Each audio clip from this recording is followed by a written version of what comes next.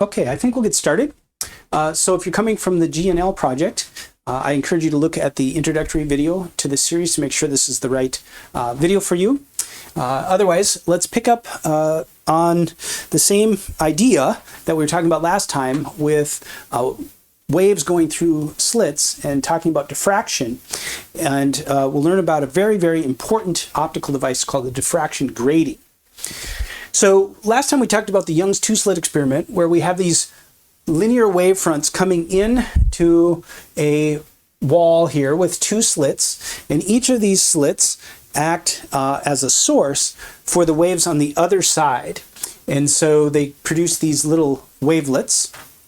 And if we were to look at the shoreline, if this is water waves, or just the screen over here if this is light waves, we see a diffraction pattern that we talked about last time of a decaying amplitude of peaks and troughs, or antinodes and nodes, as we go down. And we label them 0, 1, 2. 0 is when we have complete symmetry here right down the middle. And so of course we're going to have perfect constructive interference. Half a wavelength later we're going to have a destructive interference, and then full wavelength later we'll have our constructive interference. But we're decaying here because we're getting further and further away from the source as we move up and down this screen. Well, let's see. What if we just change this from 2 slits to 5 slits? So we have our incoming wave, that's the same, but now we have a bunch of sources of wavelets, a lot more complicated interference pattern, and you might be able to intuit this. When I should say, all of these slits are very regular patterns. The distance d between them is constant, so that's important. That has to be the same throughout. These will all it'll be harder for them to all act constructively to produce a very strong signal. So in going from 2 slits to 5 slits, what happens is these peaks here are still where the constructive happens, as long as D is D here. But very quickly off of this, if we move just a little bit off the screen, we drop in amplitude significantly because we have all these sources that are now starting to fight against each other instead of just 2. And so we get sort of a flattening out of this trough and a sharpening of the peak. This is still m equals 0, 1, 2, and so on, but we get a little different shape here. We're starting to sharpen that peak. Well, if 5 is good, let's try 50. So if we do 50, that's going to really tighten up. I'm not going to draw all the wavelets here, but we have the incoming waves. They'll come out as before, whole bunch of wavelets, and creating an extremely complicated interference pattern here. This is called a transmission grating. So the grating aspect is that we have these sequence of equally spaced lines, as they're called, and that will really tighten up and produce a strong constructive interference, really only in a small region about these peaks here. It really tightens that up, completely flattens the trough area. So we don't really talk about peaks and troughs all that often, or that much. We'll just talk about the positioning here of these, where these peaks are. And these are referred to as the diffraction order. So 0th order, right down the middle. And then first order are the 2 on the adjacent side of that 0th order, just like before. So we refer to these as the order of the diffraction. The great thing is, because these are aligned with the peaks, we already have the formula for those peaks from the 2-slit experiment. So that just comes along based on what we had before.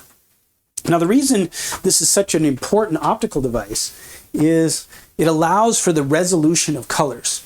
So let's imagine now light that contains not just one wavelength, but 2 wavelengths, say blue light and red light here. Now we know that red light is on the red side of the rainbow, or 700 nanometers, and blue light is on the blue side, 400 nanometers. So blue light has a shorter wavelength than red. And so we know that the positions of these are determined by their wavelength. So if 2 pieces of light have different wavelengths, they're going to have different positional peaks here. And because these peaks are so narrow, they'll they'll resolve themselves. If we were just using two slits, they'd just be stacked on top of each other. But here they're resolved. And so here we see 0th order being the same for all because the wavelength doesn't matter there. But the 1st order peak, the wavelength's important. Blue is a shorter wavelength, so that comes first, and then red. All right, well, how do we get the how do we usually describe a grating? We usually describe it as the number of lines per millimeter. How do we use our formula? We usually use D. So what's the relationship there? If we just flip this, then that's millimeters per line, and that's because they're equally spaced, that's precisely what D is here. So if we say a 50 lines per millimeter, then our D would be 1/50 or 0.2 millimeters. Now, this is a transmission grating. Maybe even a more used grating is something called a reflection grating. And the idea here is the same. We have incoming plane wave, and we want to create an outgoing bunch of wavelets. But we don't, let's say we're trying to build a device and we don't have room to have a transmission all the way through. So we're actually going to make a mirror. So that's going to reflect in the other direction.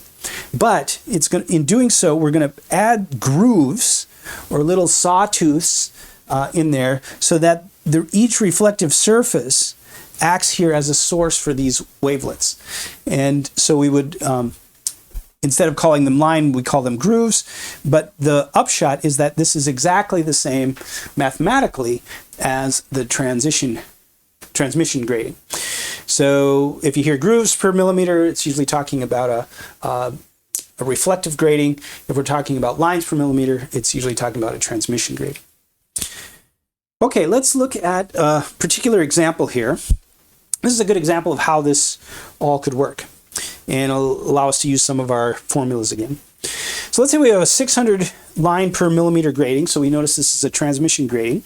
How far away does the screen need to be such that the rainbow is spread over 10 centimeters? So we've seen this resolution here, blue and red. The rainbow is all the colors in between. And so we're going to shoot this onto a screen, and we want this to be 10 centimeters from across the whole extent of the rainbow. So that's what we're trying to do here. And we're working with the 1st order diffraction. Okay, well, let's get the D. The D is 1/600, which is 1.67 times 10 to the minus 3 millimeters, or 10 to the minus 6 meters. Let's get our blue light and our red light, because everything in between is the rainbow. And so we have 400, 700 nanometers. This is 4 and 7 times 10 to the minus 7 meters, respectively. The angles here, so that's arc sine of 1. So m is 1 times the wavelength, 400. Pause the video there for a moment. I have this upside down, so let's fix it. Good thing I started to go through it. So it's 1 times the wavelength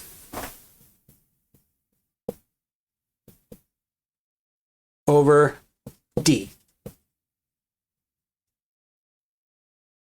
And this is going to be 7 times 10 to the minus 7.